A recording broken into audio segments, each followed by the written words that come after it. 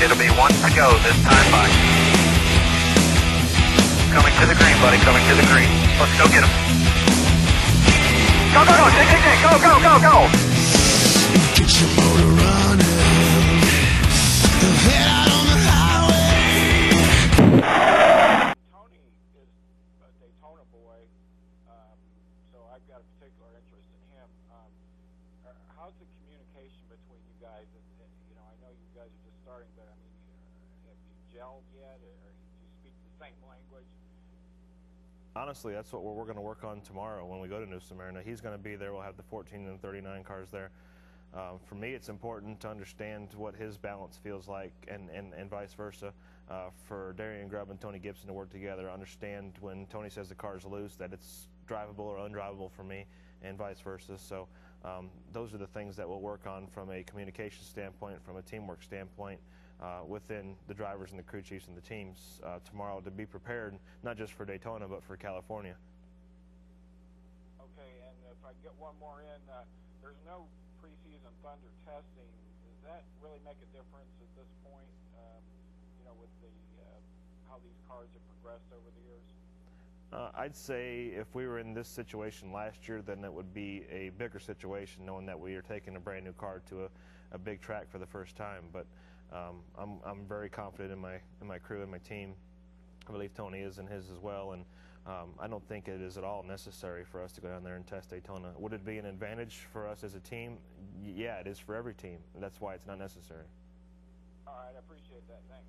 Thank you. Next question is from Brad Gelly from Performance Racing. Please go ahead. Hey, Ryan, thanks for doing this today. Appreciate it.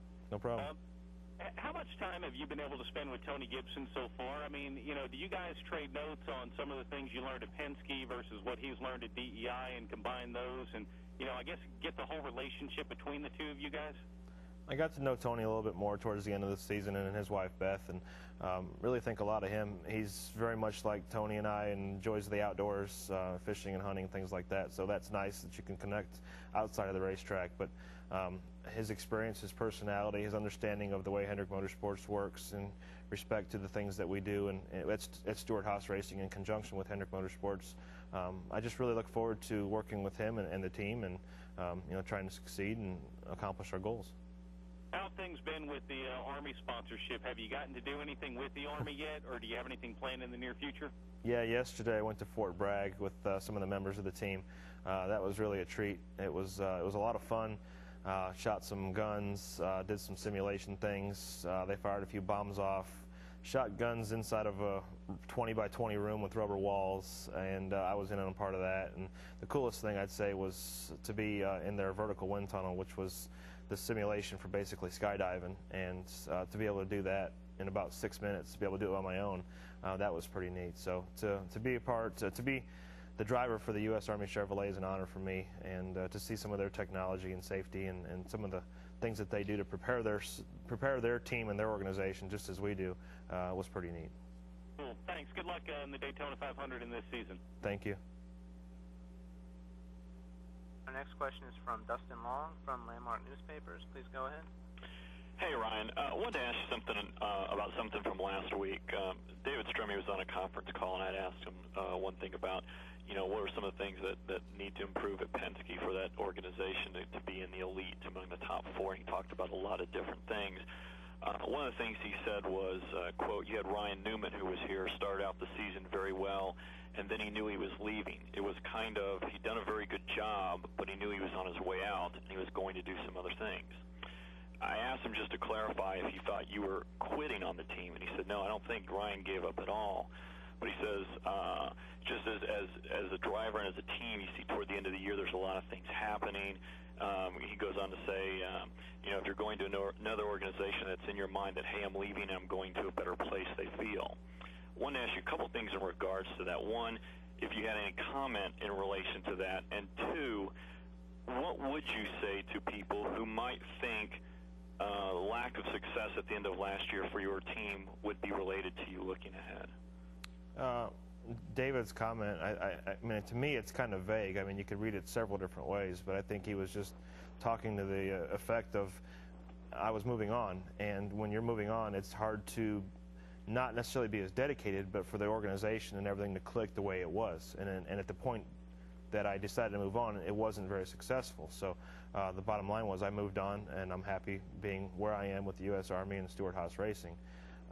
As far as the situation goes, I felt grateful to have Tony Stewart, who is my future teammate, to be going through the same situation and talking to him, him separating himself from Joe Gibbs Racing and the Home Depot and all the things that he did, where I was separating from Alltel and all the great successes that we had. So it's difficult to separate those things. It's difficult.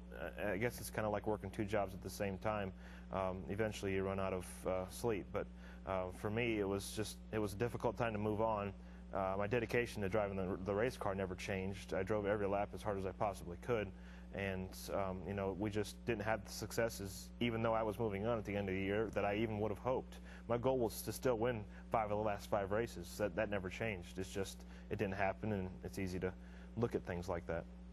Let me ask you one thing, is you talk about, and for many people who you know, you talk about it's like 2 jobs at once. For me, for some people who haven't changed jobs in a while, some people might say, well, what's so difficult having one job, knowing you're going to somewhere else? What are the challenges maybe you faced and Tony faced, that the other drivers face when they're going through that type of situation?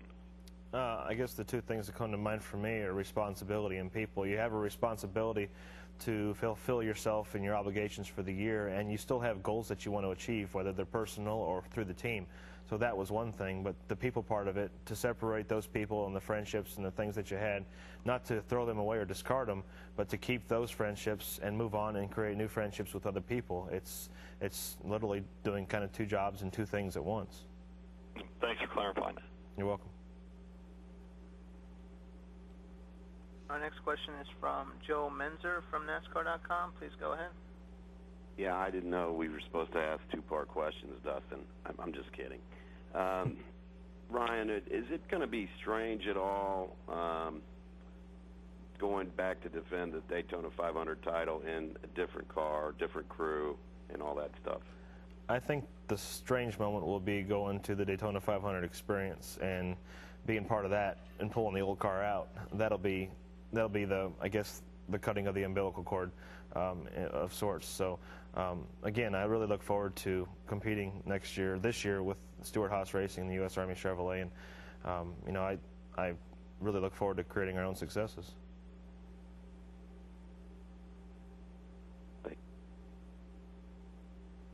Our next question is from Keith Chartrand from the Daily Sun newspaper. Please go ahead. Hey, Ryan, thanks for taking this. It's more of a clarification point than anything else. Can you explain to me the transition of points between the 66 car to your car, and where the points are going to come from Tony, and your thought process going into the race based upon that, and how that actually fomented from, you know, the Haas cars into your cars and now Tony's cars from last year? That's a good question. I've tried to figure it out. It's complicated. I've got other people around me trying to figure it out too, and I'm just trying to more clarify, because, you know, Tony can kind of lean on, you know, Sprint Cup champion. Does he take the worst car out of the group, and then, you know, you take the next worst car out of the group, and, you know, that guarantees you the first 6 races, that sort of thing? Yeah, as far as I know, this is the way it all kind of works out. The 66 becomes the 39 points. Scott Riggs did an excellent job to get back in the top 35 after being outside of it, to lock us into a spot for the first, I don't even know the rule, the first 5 or 6 races, whatever it is. Tony has the 70 points, which are outside the top 35, but he also has the most recent Champions Provisional for anybody that's not locked into the top 35. So that, in essence, locks him into the top, or the first 5 or 6 races or whatever. So that's the gist of it as far as I know. I got you. From the standpoint of that, does it feel almost like at least a sense of relief, because it could be awkward to the standpoint that you have the defending champion at Daytona, and if the transfer of points didn't happen the way that it is, that if you blew an engine, you weren't even racing?